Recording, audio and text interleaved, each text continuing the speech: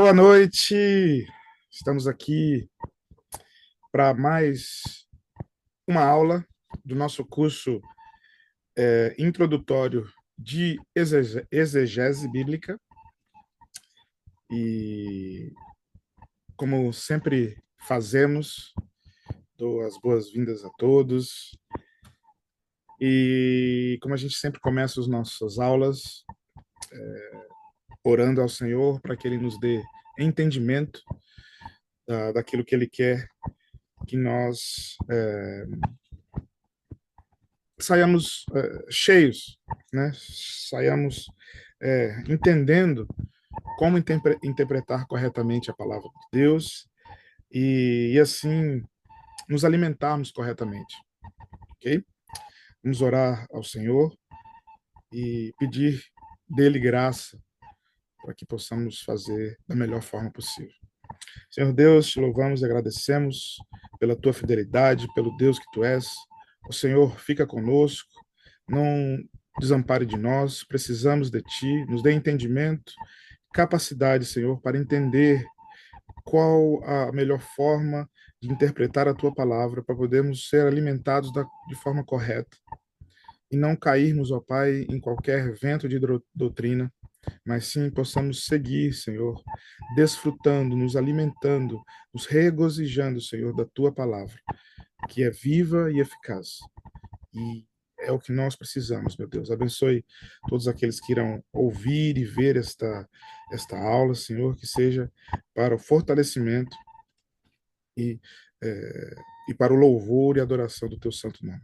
É o que eu te peço e te agradeço, meu Deus, em nome de Jesus. Amém. Bem, então, nós estamos na nossa segunda aula do, do curso de introdução, né? E hoje nós vamos ver métodos e etapas de uma correta exegese. Então, nas primeiras aulas, na nosso primeiro módulo, que foi sobre hermenêutica, nós vimos a diferença entre hermenêutica e exegese, né? Nós estudamos um pouco o que é hermenêutica, uma interpretação da Bíblia seca, vamos dizer assim, uma interpretação sem intenção espiritual, uma interpretação pura e simples do texto. É isso que a hermenêutica nos ensina, mas a exegese ela já requer de nós, já nos dá a questão espiritual, né? Porque a Bíblia não é um livro qualquer, ela não é apenas uma biblioteca, ela não é apenas um conjunto de livros. E por isso, ao ler a Bíblia, nós precisamos não apenas da hermenêutica, mas a gente precisa de fazer uma correta exegese, tirar do texto aquilo que realmente o texto diz. O que é isso? Porque a palavra de Deus, ela é encharcada de Deus. Então, as palavras que estão ali escritas, as letras que estão ali escritas, elas não são apenas palavras, não são apenas letras, mas elas estão encharcadas do Deus da palavra. Então, a exegese é retirar do texto o que realmente o texto quer nos trazer de uma forma prática, que traz ação na nossa vida. Então é isso que nós fizemos, essa definição de exegese. Não é apenas uma interpretação pura e simples do texto. Requer, sim, um estudo do texto, mas ela é muito mais do que isso. Ela retira uma aplicação prática para as nossas vidas. E o objetivo da aula de hoje é nos debruçarmos um pouco mais. Tudo bem que é de uma forma introdutória, né? Não vamos esgotar os temas, porque são meses, são anos de estudo de exegese. Então, hoje nós vamos só entender os métodos, as etapas, como a gente precisa para fazer uma correta exegese. Então aí nós temos os métodos. Os métodos da exegese são: nós temos aí um método histórico-gramatical, né, que é o mais recomendado na tradição protestante. Nós vamos ver um por um, vocês vão entender quem utilizou esse método histórico-gramatical. Nós temos o método histórico-crítico para fazer uma exegese, nós temos o método canônico, nós temos o método literário e nós temos o método teológico bíblico. Então nós vamos ver um por um o que cada um a definição de cada um e o que cada um tem na prática, certo? Primeiro, método histórico-gramatical. Então, o que é isso? O método histórico-gramatical, ele busca o sentido original pretendido pelo autor, né? Então, já vem aí, ele linka a característica histórica, né? Uma análise do que estava acontecendo no momento que foi escrito, e a palavra, o que foi escrito. Então, é uma análise gramatical e uma análise histórica. E aí ele vai buscar nisso o sentido do autor, porque nós entendemos que quando você vai contar uma história, aquilo que você está vivendo, né, o local que você está vivendo, o seu conhecimento, aquilo que você tem como referência, é o que você vai ter de base para produzir aquilo. Embora que o texto bíblico, isso é de muita importância, como eu falei no início, a Bíblia não é apenas um livro de histórias, porque ela é a palavra de Deus. Então, Deus utilizou homens para escrever, inspirados, inspirados por Deus, e foi a palavra de Deus que foi ali inspirada, entendeu? Então,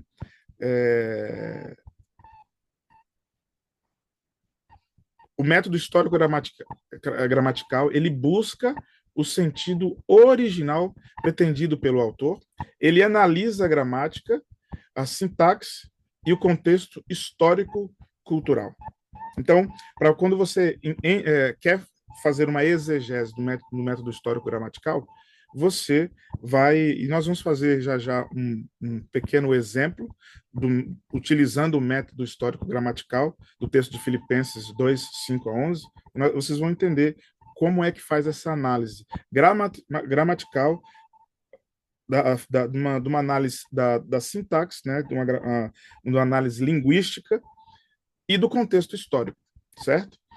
Quais são as ferramentas que podemos usar nisso? Bom, realmente nós vamos precisar de materiais complementares para entender a questão histórica. Então, existe bastante livros sobre a história do povo de Deus, como viviam, como moravam. Então, isso é muito interessante você saber a forma como eles construíam as casas, como é que eles construíam as cidades, os alimentos, o que eles tinham disponíveis. Então, isso aí você vai entender, por exemplo, as bebidas que eram servidas nas festas, as bebidas fortes. Então, tudo isso vai te dar uma ampla visão da questão histórica e cultural, né? Por que que eles bebiam vinho, né? Bebidas fermentadas, né? Porque não havia tratamento da água. Então, muitas vezes a água trazia para eles doenças. E a bebida fermentada, ela não tem micro-organismos. Então, por isso que a passagem dizendo, olha, prefira a bebida fermentada. Então, tudo isso é um contexto histórico para você entender a Bíblia por completo, tanto no Novo Testamento quanto no Velho Testamento, né? Foi um método utilizado principalmente na Reforma Protestante, por quê? Porque se a gente for lembrar como se deu a Reforma Protestante, né, a ausência de um relacionamento com as escrituras, né? A igreja católica, ela tinha isso para si, né? As, as missas eram feitas em latim, eram feitas numa linguagem onde as pessoas não tinham acesso à palavra de Deus, não tinham acesso diretamente às escrituras, né? Então, era falado aquilo que era falado na missa e as pessoas simplesmente entendiam aquilo que era dito para elas, né? E esse método de parar e ver, não, peraí, que que o que está sendo dito aqui de verdade?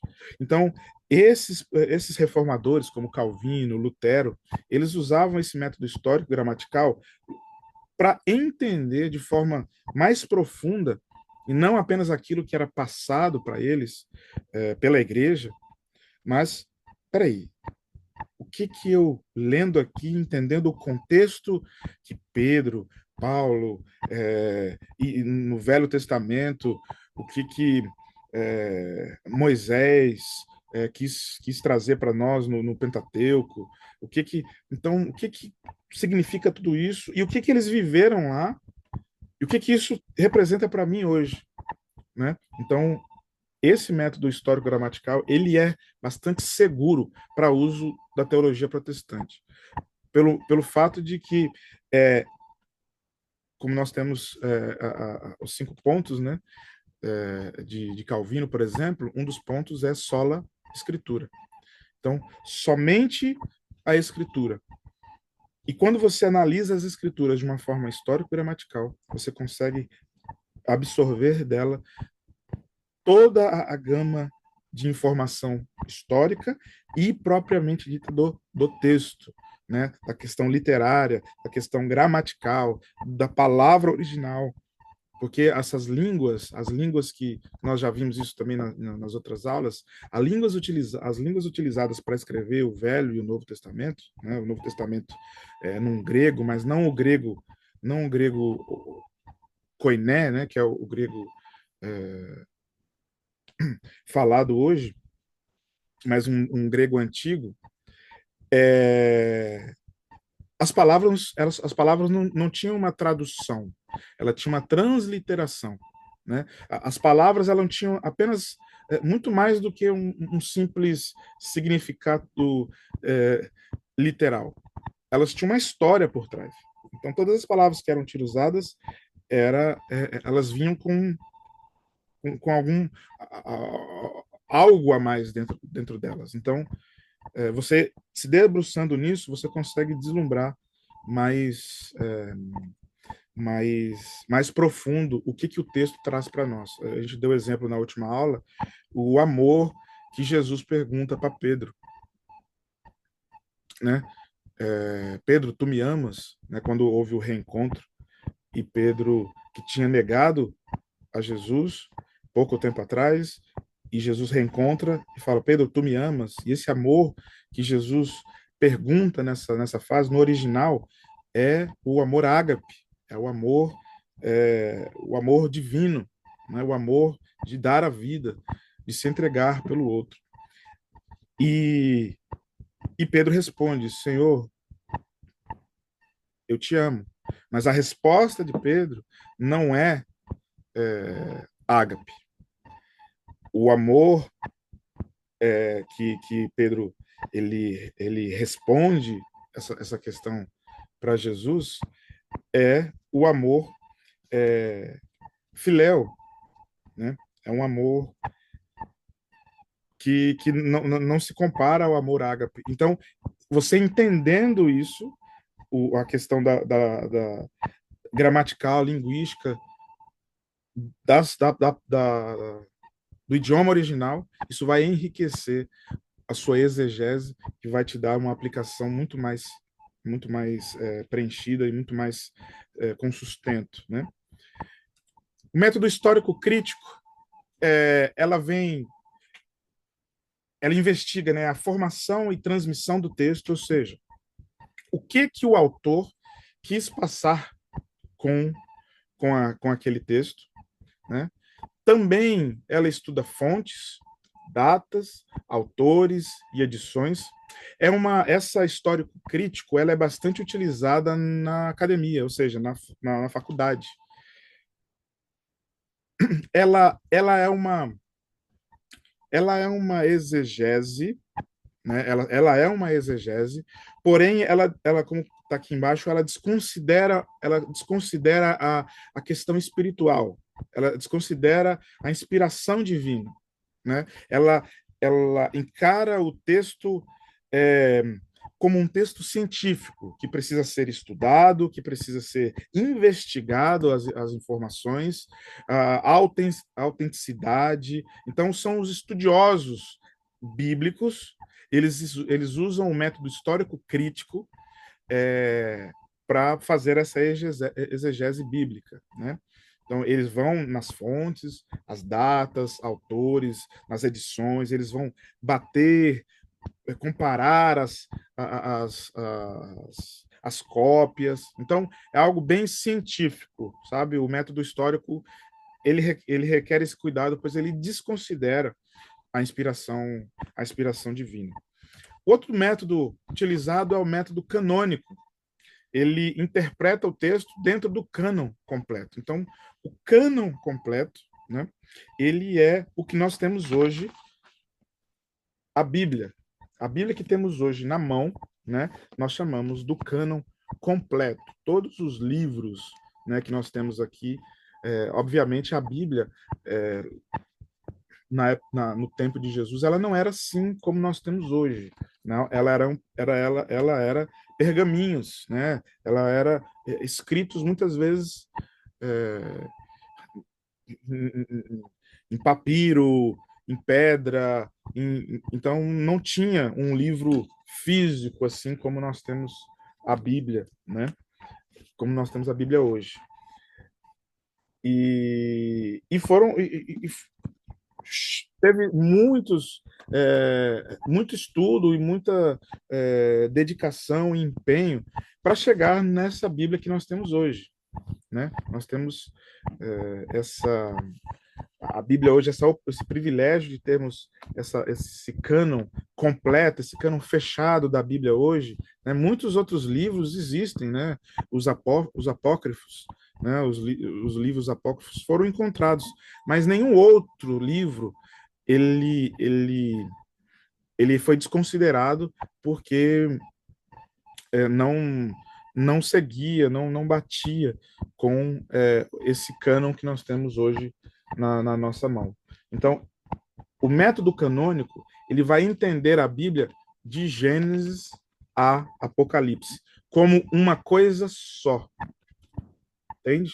O método canônico ele não separa livros, ele entende e interpreta a Bíblia de Gênesis a Apocalipse. Ela considera a Bíblia como um tempo histórico só. Então, considera o uso histórico pela igreja. Relaciona o texto ao conjunto das escrituras. Então, o Velho Testamento se relaciona com o Novo. Eu vi, certo tempo, um podcast, um debate entre um pastor evangélico e um rabino. E o rabino olhou assim chegou num momento desse podcast que o rabino olha para o pastor protestante e diz: Olha, os evangélicos têm que se decidir. Ou eles ficam com o Novo Testamento, ou eles ficam com o Velho Testamento. Porque o Novo Testamento não, não faz sentido. Por isso que nós usamos o Velho Testamento, o Pentateuco. Mas aí o pastor, muito sabiamente, ele fala assim: não, meu irmão, não diga isso. O Novo Testamento não contradiz uma vírgula o Velho Testamento. É uma coisa só. É o Deus do Velho é o Deus do Novo. É uma história, é um momento histórico único. Não há outro Deus aqui. O Novo Testamento fala do mesmo Deus do Velho Testamento, que que falou com Abraão, com Moisés, com Isaac, com Jacó, com todos os pais históricos é, das Escrituras, né, da Bíblia, com o Novo Testamento, com Mateus, Marcos, Lucas, João. Então, é um mesmo momento histórico, é uma história sendo narrada, inspirada por Deus. Então, há relacionamento entre os textos, principalmente questão de profecias. O Velho Testamento, ele é repleto de profecias que vão se cumprir no Novo. Então, isso nós tiramos essa exegese através do método canônico, vendo a Bíblia como uma coisa só, útil para aplicações teológicas.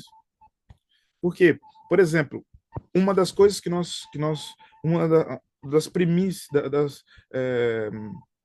das premissas que nós utilizamos na exegese é que, né, ou na hermenêutica, é que Jesus é a chave hermenêutica. Jesus é a lupa na qual nós podemos ler a Bíblia de Gênesis a Apocalipse. Ah, mas você fala assim, mas então eu posso ler o Velho Testamento e ver ali Jesus? Sim, sim. Por isso que nós podemos usar o método canônico para fazer as aplicações teológicas, quando nós pregamos, por exemplo, o Velho Testamento. Isaías, Salmos, as interações de Abraão, de Moisés, tudo isso nós vemos Jesus sendo, sendo é, revelado ali. Por exemplo, me vem aqui na cabeça Abraão no sacrifício do seu filho, quando eles sobem no monte. E aí, pai Abraão coloca o menino e vai sacrificá-lo a pedido de Deus. E aí,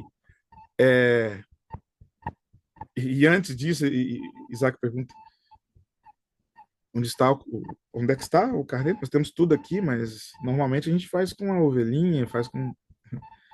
E Abraão fala: olha, Deus proverá. Mas isso só estava revelando, e Deus poupou a vida de Isaac, no momento que Abraão iria sacrificá-lo, o anjo falou: não faça isso. A questão é que quando foi com o seu próprio filho, Deus não o poupou. Por quê? Porque Jesus era naquele, né, ele era ali o cordeiro sem mácula que iria tirar o pecado do mundo. Não haveria substituto à altura. Era Jesus sem mácula, justo, sendo necessário morrer pelos nossos pecados. E Deus não o poupou, como poupou Isaac. Então nós vemos Jesus ali, sendo representado por aquele momento. Velho Testamento. Então isso nós vemos numa interpretação no método canônico. O método literário, ele analisa o texto como uma literatura. Aqui ele funde um pouco com a hermenêutica pura e simples, né? Como eu falei. Ele lê, ele entende a Bíblia como um livro, né? Então ele vai ver questões gramaticais, né? De sintaxe, né? Estuda paralelismos, metáforas, estrutura do texto, muitos poemas, né? Principalmente provérbios, cantares, textos mais cheios de estrutura gramatical, identifica, é o método literário que vai identificar gêneros, né? Se é uma narrativa, se é poesia, se é profecia, evita erros ao reconhecer o gênero do texto. Então, isso é interessante nós olharmos a Bíblia numa forma, no método literário, porque você vai reconhecer, pelo método literário, muitas vezes, que se reconhece o autor. Muitas vezes fala assim, não, esse autor aqui, tem alguns livros da Bíblia que não se sabe exatamente quem é o autor, mas se entende quem é o autor pela forma de escrita. Não, esse texto aqui está com a característica de Paulo, que olha, provavelmente quem escrevia desta forma aqui era Paulo. Então, é no método literário que nós vamos reconhecer o autor, muitas vezes. Então, evita erros ao reconhecer o gênero. Então, a gente entende, não, aqui é uma narrativa, né? Aqui ele está narrando algo que está acontecendo. Aqui é uma poesia, está usando aqui rimas, está usando aqui metáforas, né? Hipérboles, enfim, coisas, instrumentos da língua para trazer o texto. E tem outros textos que você reconhece, não, aqui é uma profecia, aqui é uma reflexão, é uma ademoestação. Então, é no método literário que você vai reconhecer o texto que você está lendo. Bom, estou aqui lendo algo que está narrando uma história. Bom, então aqui eu tenho uma narrativa, né? Ele serve para contar o que aconteceu ali. Nós, por exemplo, no Novo Testamento, é, nós temos livros sinóticos. O que são os livros sinóticos? São livros que contam as mesmas histórias, mas de visões diferentes. Né? Nós temos Mateus, Marcos, Lucas, João. São textos parecidos, contando a mesma história, porém, um tendo uma visão diferente, uma perspectiva diferente. Aí você fala, mas aí tem algumas pessoas falam, mas aí tem algumas discordâncias. Um diz duas pessoas, outro diz três pessoas em algum texto, na mesma história. Mas é a forma de perspectiva, né? Por exemplo, aqui, ó, na frente da câmera, se você olha diretamente, você só vê um dedo. Mas porque tem outra aqui atrás. Quem está aqui do lado vai ver dois.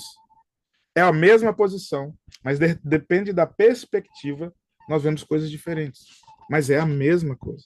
Então, não há nenhuma divergência, não há nenhum choque no Novo Testamento, por exemplo. Mas isso tem a ver com a perspectiva do que foi, de quem escreveu. Certo?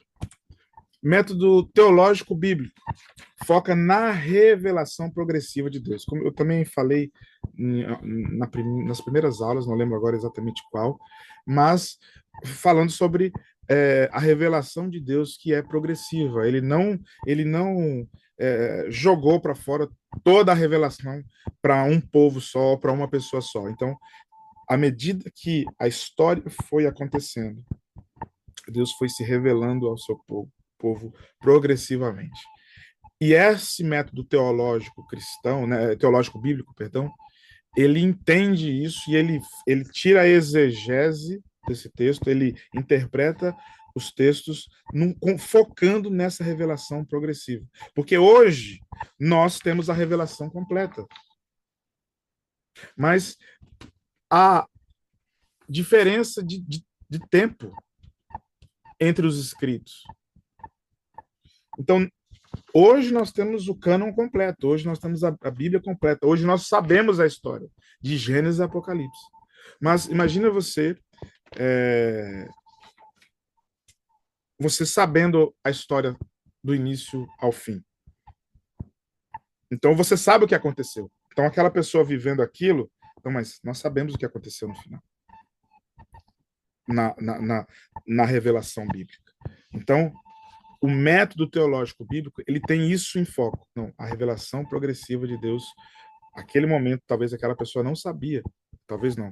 Naquele momento, a pessoa não sabia que iria acontecer, né? Por exemplo, Sansão, né? Ele não, o pai não foi de acordo com ele casar com Dalila, porém ele queria. E foi justamente Dalila que veio trazer a ele a ruína, a morte dele. Então, nós nós sabemos a história, mas ele naquele momento ele não sabia. Isso é importante para a gente hoje entender isso, porque para a gente como aqui, ó, ele é excelente para sistematizar doutrinas bíblicas e para a gente organizar, né? A sistemática é isso, organizar os nossos pensamentos, as doutrinas que nós conhecemos, para não virar algo desordenado e ficar sendo uma bola de neve. Não, você tem tudo organizado aí na sua cabeça, né? É, então, voltando o que estava falando sobre Sansão, ele não sabia o fim da história e levou, né? Então, nós entendemos isso, nos dá entendimento para saber o que nós oramos, o que nós pedimos a Deus, o que nós entregamos, né? Os nossos anseios, nossos desejos a Deus. Porque aquilo que nós sabemos, é, muitas vezes não é. A gente, como eu posso dizer, será que Sansão, sabendo que Dalila levaria à morte, ele queria casar com ela? Essa é a ideia. Então, o método teológico bíblico nos dá esse entendimento de sistematizar, de organizar as doutrinas que nós vamos aprendendo através da análise, da interpretação da Bíblia, para não vivermos ao acaso, a qualquer vento de doutrina, né? Por isso que chama método teológico bíblico, porque foca exatamente é, num crescimento progressivo, né? E conecta tudo isso dentro do plano redentivo, né? Como tá ali, conecta doutrinas dentro do plano redentivo. Então, vai sendo organizado, sistematizado com um início, um meio e o fim, que, na verdade, esse fim é a volta de Cristo, né? Porque é o plano redentivo, ele vai ser completo, ele vai ser pleno no dia que Jesus voltar, que nos levará para Nova Jerusalém. Então, nós todos os dias estamos vivendo essa história, desde a época bíblica. Então, desde lá há essa progressão da revelação de Deus e assim, né, essa revelação, né, e aí também vai da visão que você tem, a visão calvinista, por exemplo, ela diz que a revelação de Deus ela é completa quando a Bíblia é a revelação final, né, de Deus. Mas se você for arminiano, por exemplo, você vai entender que Deus está trazendo revelação ainda, mas quer de uma visão, quer de outra, é algo progressivo. Não foi jogado tudo de uma vez só, mas é algo progressivo. E isso precisa ser conectado, né? E organizado, para não virar uma bagunça e virar, enfim, algo que você não entende. Fica tão complicado que você fala, não vou entender isso, só vou viver. Não, a Bíblia precisa ser entendida, interpretada e aplicada. Por isso é importante organizar, sistematizar as doutrinas. Então vamos lá. Etapas da exegese. Então, nós vimos esses métodos, os métodos que nós podemos usar para exegese, e aí como é que isso na prática? Bom, utilizando o método que você escolher, e aqui nós indicamos sempre o método histórico-cultural, né? O método histórico gramatical, perdão, que eu errei aqui no slide. Etapas da exegese bíblica. Então, a primeira, leitura e a oração. Eu comprei o livro, está ali, depois eu mostro para vocês. É Aprendendo a Orar com os que Oram. A oração é a base fundamental da vida cristã. Não há pregação sem oração. Não há mensagem sem oração. Então, a oração ela é fundamental em todo o processo de uma exegese. Então, antes de você começar, antes de você sentar atrás da sua Bíblia para lê-la e interpretá-la, ore. Essa é uma etapa que não pode ser negligenciada. Ore e aí leia. Então, eu falo, né, aqui para as pessoas que estão fazendo o curso, leia, leia, não entendeu, leia de novo, leia, leia, leia, leia. Anote. Então, essa primeira leitura, ela precisa ser, não é que você lê e já vai entender, não, você precisa ler. Tem palavras que eu não entendo, bom, eu vou lá, pego um dicionário, vou pesquisar aquela palavra no português, um dicionário de português, um dicionário para entender o que aquela palavra significa. Bom, entendi aquela palavra, bom, volto no texto. Ah, tá, então é isso que está querendo dizer, tá. Beleza. Entendeu o texto? Ótimo. Entendeu o que eu estou falando de entender o texto aqui? O texto, as palavras, a questão literal, tá? Beleza, então vamos para a segunda etapa. Estudo do contexto histórico-cultural. O que estava acontecendo ali historicamente e culturalmente? Aí sim você vai pegar os seus instrumentos. Você pode entrar em sites, aplica aplicativos, livros, atlas. Bom, estou ali no Velho Testamento, exílio na Babilônia. Bom, vou ver o que, que era quem era a Babilônia, o que, que aconteceu, qual era o rei, o que, que eles estavam querendo. Então, todo o contexto histórico-cultural. Você já leu o texto, você já sabe que, né, numa questão literal ali, você sabe o que aconteceu. Segundo, você agora vai entender o pano de fundo, né, o contexto ali, contexto imediato, que a gente chama, a hermenêutica chama de contexto imediato. E culturalmente, por que, que foi usado esse tipo de roupa ou aquilo, ou questão cultural mesmo, né? Como é que eram as batalhas, como é que eram as músicas, como é que eram os louvores, quem é que ia à frente.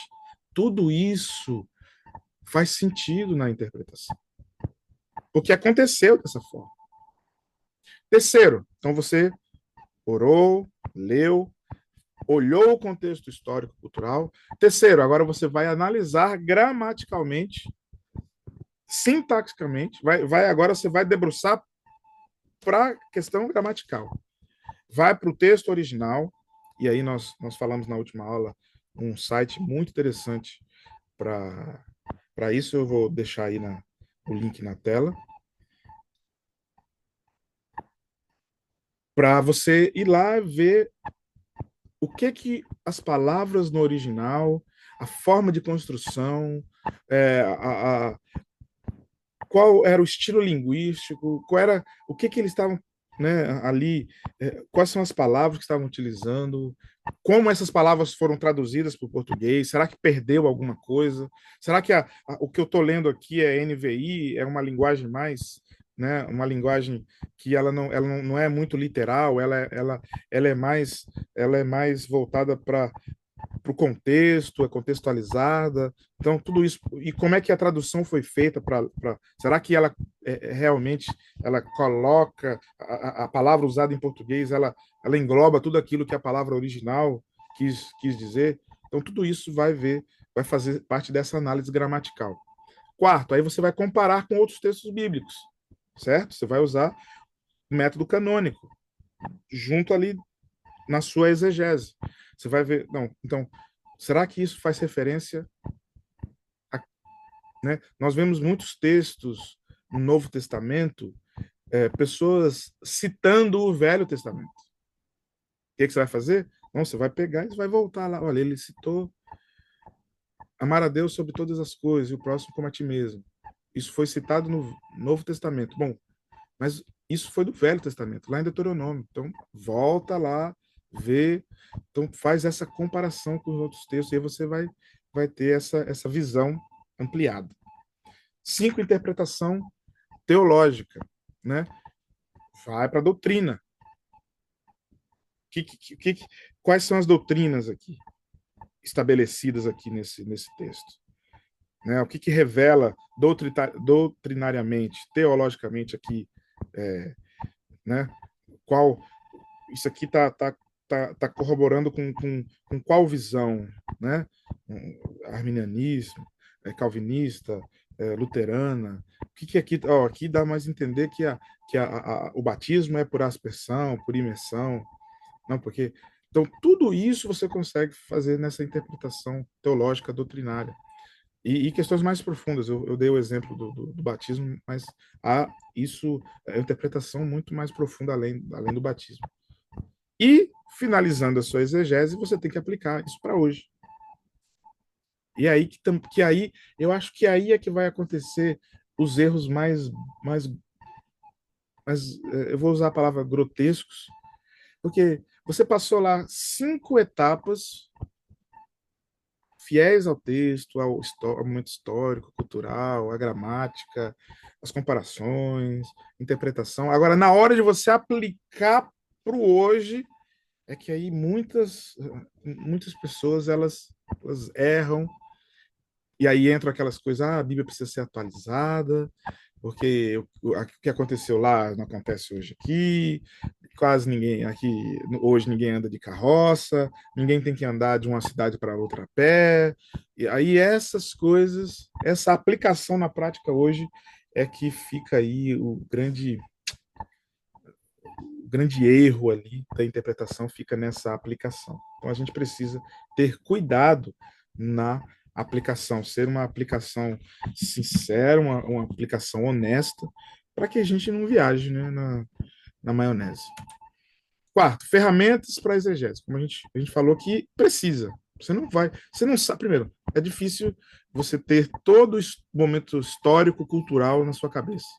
Então, tenha dicionários bíblicos, tenha léxicos hebraicos e gregos, dicionários em hebraico, dicionários grego, comentários exegéticos, isso é muito importante ter comentários. Eu tenho aqui, por exemplo, na minha pequena biblioteca aqui, eu tenho aqui, por exemplo, ó, o Novo Testamento explicado, né, do pastor Arival Dias Casimiro. Então, aqui é de Mateus a João. Eles são 3 livros, né? Esse aqui é o livro número 1. Então, aqui ele vai explicar de Mateus a João. Então, se você vir aqui, ele vai texto por texto, capítulo por capítulo, quase versículo por versículo, ele vai dando dando um entendimento, obviamente, dele, né? Desse texto. Tem aqui, por exemplo, tem assim, de livros, né? Assim, compêndios, mas, por exemplo, aqui eu tenho outro livro do Arival, do pastor Arival, eu gosto muito dele. Aqui, o Evangelho do Filho do Homem para Todos. Só um comentário do livro de Lucas, por exemplo. Então, aqui, um livro todo só falando sobre Lucas.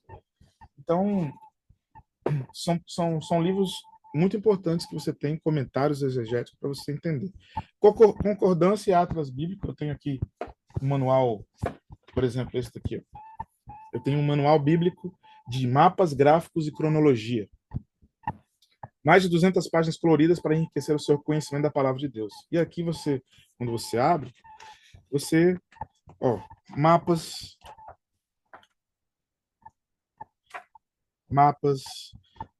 tabelas, mais mapas, como era aqui as embarcações, tudo isso, ó, como era a tenda dos beduínos, enfim, tudo isso vai te dar esse entendimento histórico-cultural. Como era o barco que levou Paulo para Roma? Bom, você vai aqui, vai estar lá mostrando para você, e aí você enriquece. Aqui é possível construção da arca de Noé, o tabernáculo, como era construído. Então, você tendo livros assim, manuais práticos, e eu comprei um agora, que é formidável. É um livro que eu já comentei, é um livro que eu estou apaixonado por ele, é The Infographic Bible.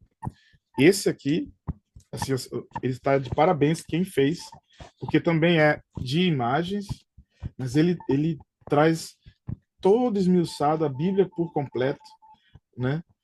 Também aqui como era a arca, como foi construída, gráficos, mulheres influentes no Velho Testamento, enfim, são livros que vão te dar entendimento, muito entendimento da Bíblia.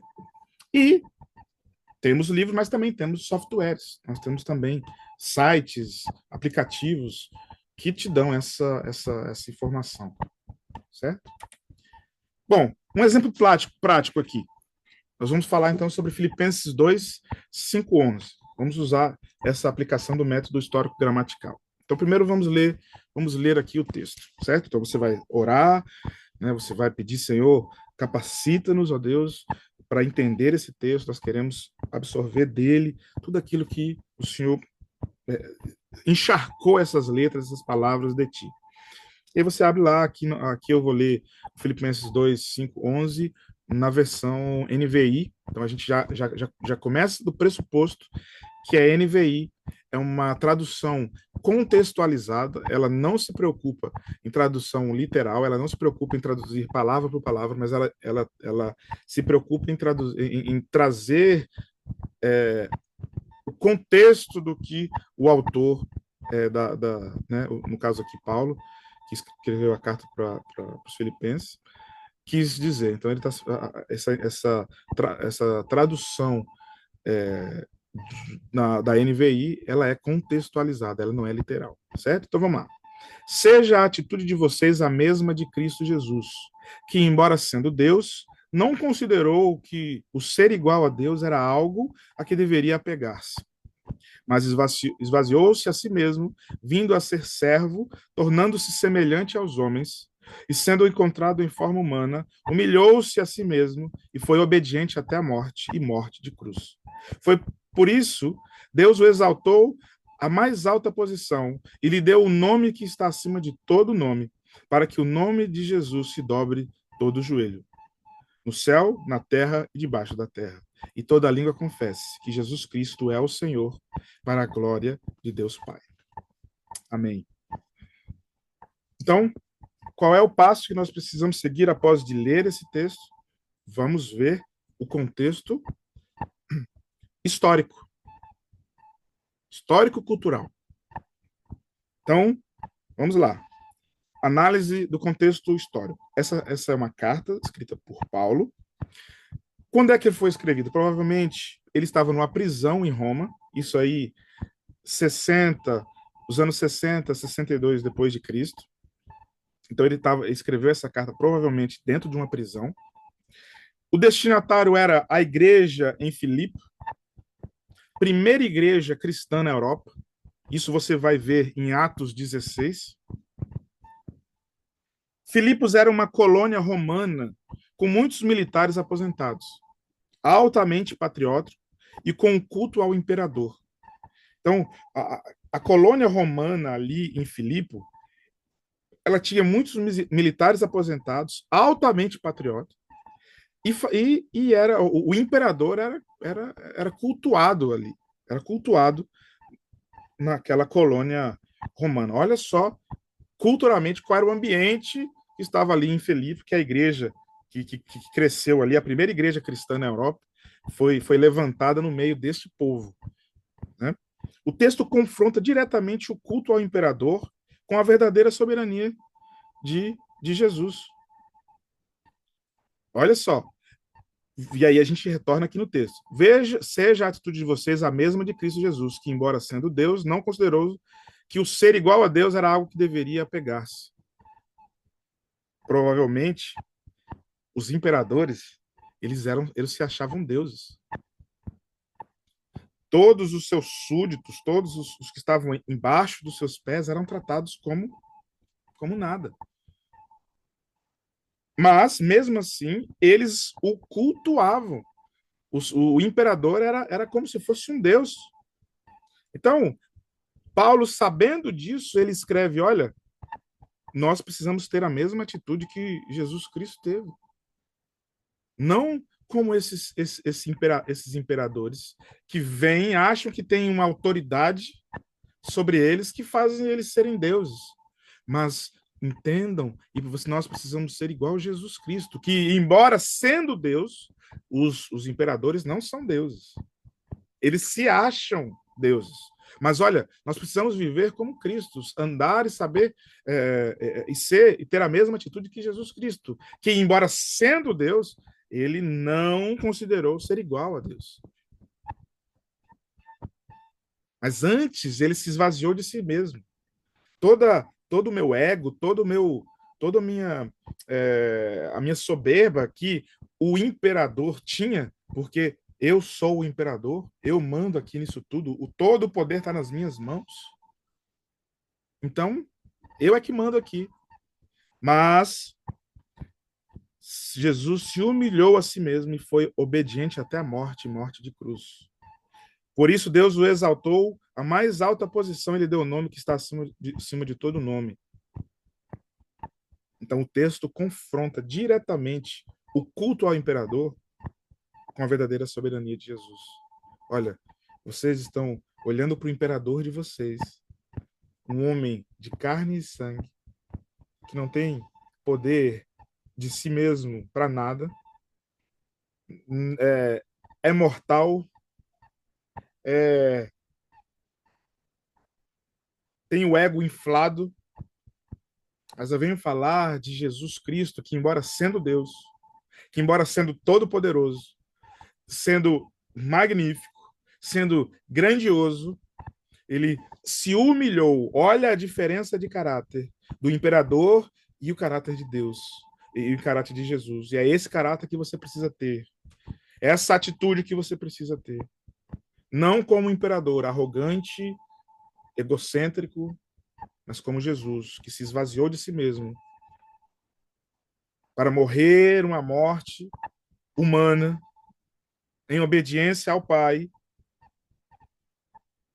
e pela sua submissão e não pela sua autoridade forçada, mas pela sua submissão, ele foi exaltado de sobremaneira, que foi dado a ele um nome que está acima de todo nome. Mas o nome dos imperadores, eles são perecíveis, eles têm data de validade. Quando eles morrerem ou quando eles saírem do cargo de imperadores, eles serão provavelmente esquecidos. Não vão, o nome deles não tem poder mais algum quando eles saem da posição que eles estavam. Mas Jesus não. Jesus tem um nome que está acima de todo nome, na qual todo joelho irá se dobrar e toda língua há de confessar que ele é o Senhor, para a glória de Deus Pai. Isso é o contexto histórico. Vamos para a análise linguística e gramatical? Tenham em vocês o mesmo sentimento que houve também em Cristo Jesus. Paulo incentiva a humildade como essência da vida cristã, como eu falei para vocês. A referência de vocês são os imperadores. Mas eu estou incentivando vocês a ter o mesmo sentimento, a mesma atitude que Jesus Cristo. Porque essa é a vida, a essência da vida cristã. Precisamos nos assemelhar a Cristo. E aí ele usa a palavra morfeteo, quando ele vai falar, embora sendo Deus, não considerou ser igual a Deus. Então, a forma de Deus, morfetel, indica natureza ou essência divina, não apenas aparência. Quando diz, olha, não considerou ser igual a Deus. Você pode entender isso, olha, se parecer com Deus. Não. Não é apenas o exterior que Paulo está dizendo. Ele usou o morfetel, a forma de Deus, indica a natureza, a essência divina. Ele não usou a essência divina. Ele se humilhou, ele se esvaziou disso. E não apenas a aparência.